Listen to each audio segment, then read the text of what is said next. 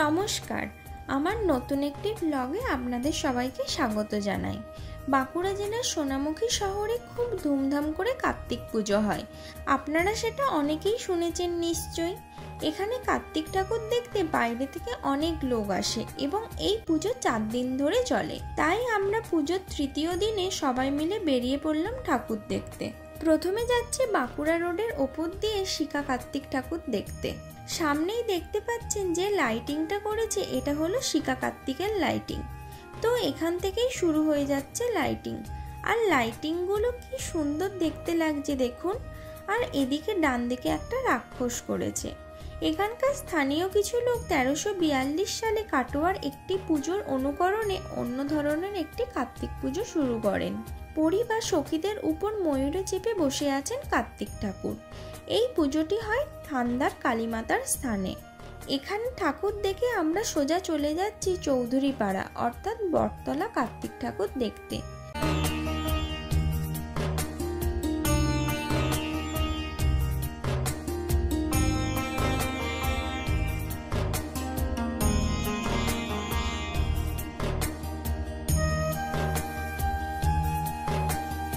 এখানে প্রসাদ খেয়ে এখন চলে যাচ্ছে মহিষগোটের কার্তিক ঠাকুর দেখতে।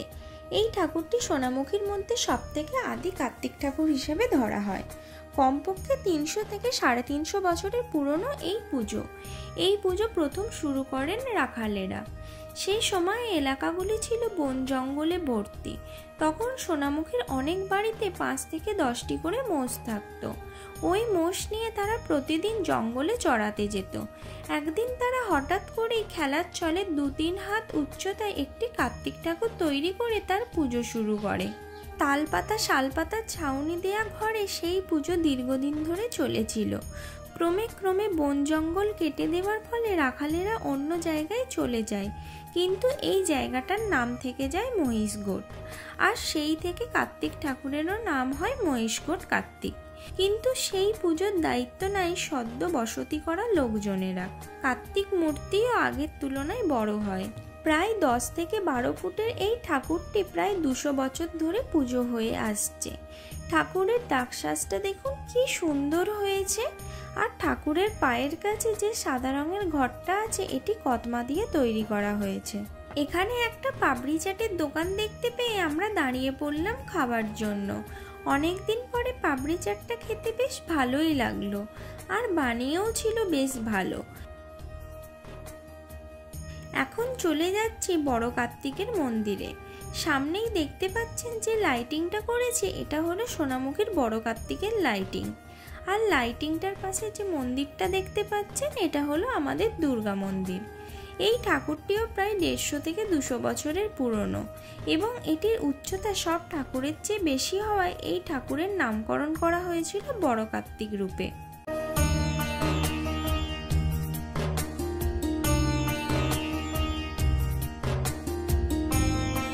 এতক্ষণ আপনাদের মধ্যে অনেকে যেটার জন্য অধীর আগ্রহে বসেছিলেন, এখন নিয়ে যাব সেই ঠাকুরটা দেখতে। মানে হ্যাঁ, মাইতো কার্তিক। এটা রয়েছে স্বর্ণময়ী তলার একদম মধ্যিখানে। এই ঠাকুরটি উচ্চতায় প্রায় বড় কার্তিকের মতো, সেজন্য এর নামকরণ হয় মধ্যম কার্তিক বা মাইতো কার্তিক। মন্দিরের ঠিক পাশেই স্বর্ণময়ী তলার একদম সামনেই ছোট্ট করে একটা মেলা বসেছে। যে মেলাটায় কিছু পাওয়া যাক আর নাই যাক, এরকম বাদাম ভাজা, কটকটি ভাজা, মিক্সচার এগুলো কিন্তু থাকবেই। আর এদিকে একটা বড় স্টেজ করেছে, এখানে এখন ড্যান্স প্রোগ্রাম হচ্ছে।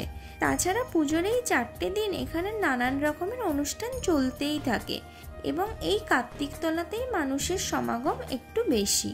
এই স্টেজটার পেছনে যে মন্দিরটা আপনারা দেখতে পাচ্ছেন, এটা কিন্তু মা স্বর্ণময়ীর মন্দির। এনার নাম অনুসারেই আমাদের সোনামুখীর নামকরণ হয়েছে।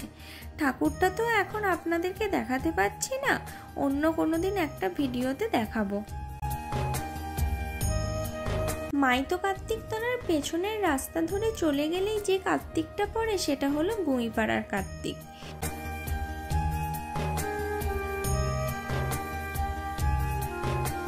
এই ঠাকুরটাও একটু আপনাদের দেখিয়ে দিই। প্রায় 200 বছরেরও বেশি প্রাচীন এই প্রতিমাটি। এর উচ্চতা প্রায় 10 ফুট। এখন চলে এলাম last but not the least আমাদের পাড়ার কার্তিক, অর্থাৎ বকুলতলার কার্তিক দেখতে। তো এখানেই শেষ নয়, পরের পর্বে আরও ঠাকুর আপনাদেরকে দেখাবো, কারণ আমাদের সোনামুখী কালী কার্তিকের জন্য বিখ্যাত এবং অনেকগুলো ঠাকুর রয়েছে, তাই একটা পাটে কোনো কিছুই হবে না, পরের পাটের জন্য অপেক্ষা করুন।